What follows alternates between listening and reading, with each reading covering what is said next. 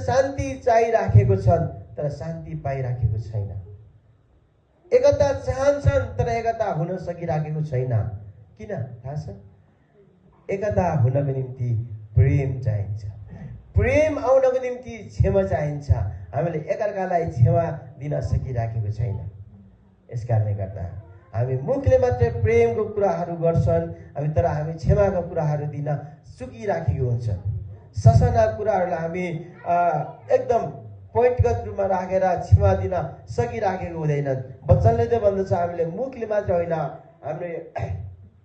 हाम्रो काम र सत्यताले एकअर्कालाई प्रेम गरौँ भनेर हामीलाई वचनले सिकाउँदछ।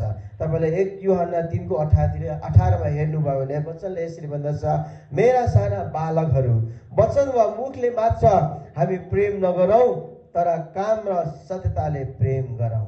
हामी धेरैचोटि यी कुराहरू चुक्दछौँ। प्रेम त गर्छु भन्छन् तर हामीले मुखले मात्रै प्रेम गर्ने भन्छन् तर व्यवहारमा हाम्रो त्यो प्रेमहरू नदेखिएको कारणले गर्दा हामीमा एकता कायम हुन